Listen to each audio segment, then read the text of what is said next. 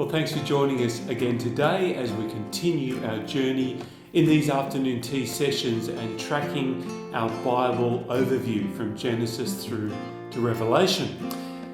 Yesterday we left off in Deuteronomy chapter 4 and we were at Mount Sinai. Moses and the Israelites had gathered together really as the first concrete expression of the day of assembly or the day of God's church.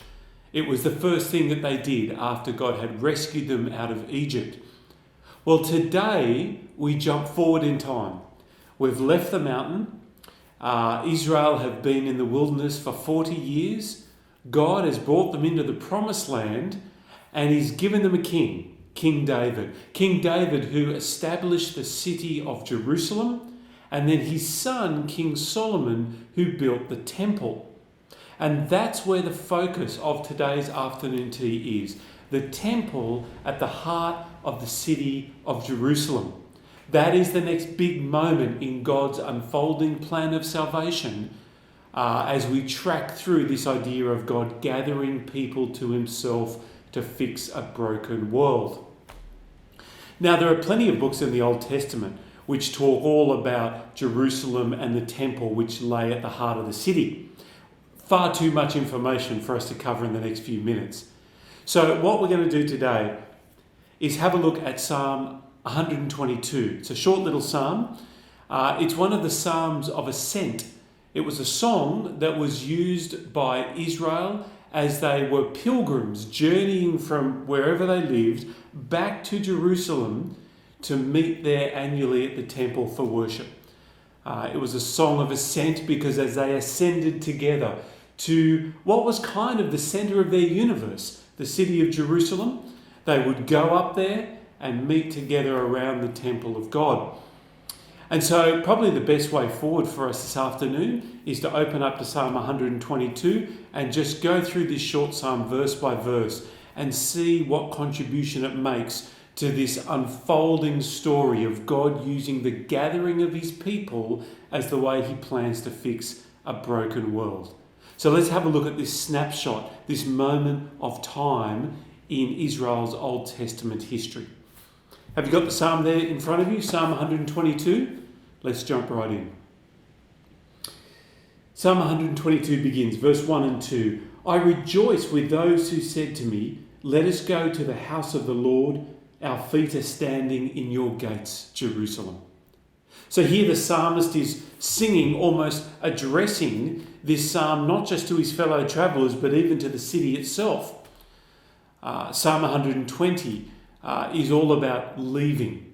Psalm 121 is all about travelling on the road. But Psalm 122 is about arriving at Jerusalem and standing at the gates, beholding the city. And in verse 1, he calls the temple the house of the Lord.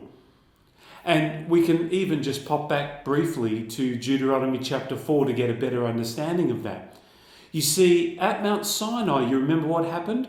Moses goes up the top of the mountain, and that is where God comes down to meet with him. The top of the mountain was where heaven and earth met, as it were. And yet the presence of God there in that moment became a constant for his people, Israel. Moses put the Ten Commandments in a box known as the Ark of the Covenant, and they carried it with them. And on their way to the Promised Land, and even in the Promised Land, they would erect this big tent building called the Tabernacle. The Tabernacle was given to them by God, described its building and its dimensions, because this would be the place on their journey and into the land where God would manifest his presence amongst his people. It was, if you like, a mobile temple before the temple was ever built. Well, now, Psalm 122, Jerusalem has been established. King Solomon has built the real temple, the brick and mortar building. And as they arrive, they say, here we are at the house of God. And you notice there in verse 1, they say, we rejoice that we're here. Because to have God in your midst is such a privilege and such a joy. It is the joy of being part of God's church. And so the psalmist and all his travelling companions rejoice that they have arrived in Jerusalem and at the temple. Let's have a look at verse 3. He says Jerusalem is built like a city that is closely compacted together. And you and I, we're not town planners. That probably doesn't do a lot for us. In fact, it might give a negative image of overcrowding and smelly streets, or maybe a place like Hong Kong where land is so precious that everyone lives in big high-rises.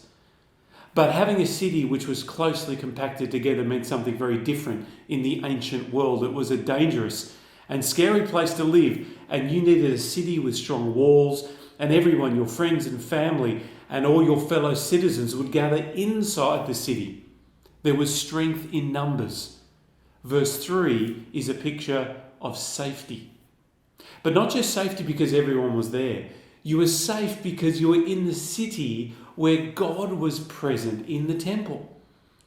You were safe because God was in your midst. And in many ways, that principle still applies to God's church today. Church should be a safe place where we come and together are able to draw near to God because his presence is close. Well, let's keep reading. Verse 4. This place, this Jerusalem where the temple is, verse 4, this is where the tribes go up, the tribes of the Lord, to praise the name of the Lord according to the statutes given to Israel. Now, there's a few things going on here, but if you want to sum it up, you could say this is the place where God's people gather together in unity to worship him according to his word. God's people gather together in unity to worship him according to his word. Now, in Israel, there were 12 tribes of Israel, and they lived all over the place, and they were quite distinct. They all had their own identity. And yet here in Psalm 122, the psalmist recognises that the thing that binds them together in unity is far, far stronger than any of the distinctives that might make them different. You see, they have a unity, a common purpose, a fellowship as they assemble together as God's people. There is a oneness about them. And of course, we recognise that oneness still today in God's church. It's why inclusivity and unity are so important. And we're blessed to be able to experience much of that here at St. James.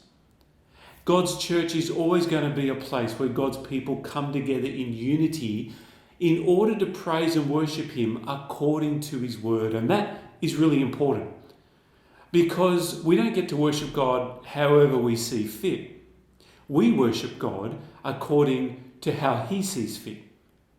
Now, we didn't talk about it yesterday, but you may remember an episode that happened at Mount Sinai. Israel grew unsettled, waiting for Moses to come down the mountain. So they made a golden calf, and in order to worship God their way, the ways that they'd picked up from the pagan religions in Egypt. And that was a devastating mistake. God almost terminated his relationship with his people right there and then. It was that serious. And here again in Psalm 122, we're reminded you don't worship God however you like. You can't say, well, I'm a Christian, I love God, but I worship God my own way. I don't go to a church. That option isn't open to you as one of God's people because we don't decide how we worship God. God decides how we worship him, and he's given us that rule, that measure, that framework, that guidance, that instruction through his words. In Psalm 122, the statutes of the law. Now, verse 5 is the last ingredient of the assembly of God's people in Jerusalem around the temple. It reads, there in Jerusalem stand the thrones for judgment, the thrones of the house of David. So what you have in Jerusalem is you have a throne, and on it sits God's king, and his rule for God's people is good. And that's really an essential ingredient of what it means to be gathered together as God's people. God's church is ruled by God's king. You see, St. James doesn't belong to the denomination. St. James certainly doesn't belong to Mervyn or myself.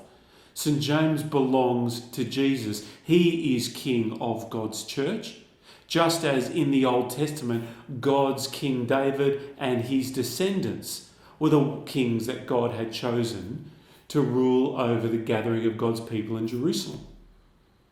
And for God's king to be on the throne is a good thing, because their throne is a throne for judgment. In other words, they will discern justice for God's people. And that's true today with King Jesus. He is the one who brings justice. He is the one whose judgments are right and true, and whose authority we live under.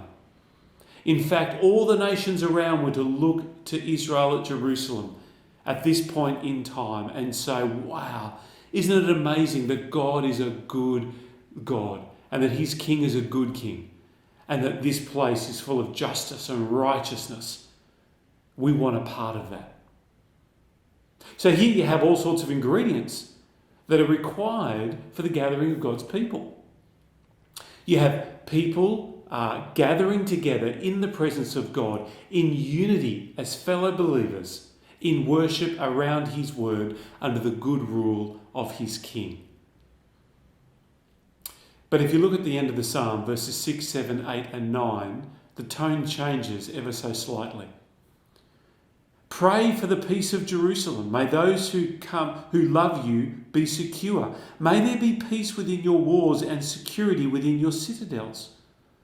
You see, the psalmist ends this psalm by recognizing that if something were to go wrong with the city of Jerusalem, if Jerusalem were to fall and the temple be destroyed, that would be a devastation beyond belief.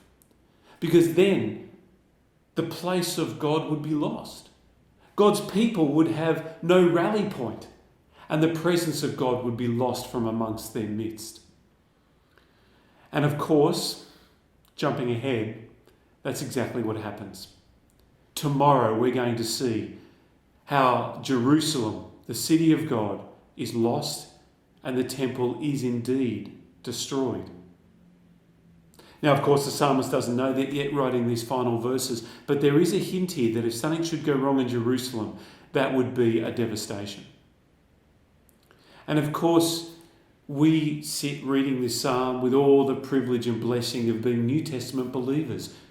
We're far, far beyond this point of God's unfolding plan of salvation. We're able to look back in hindsight and see the full picture.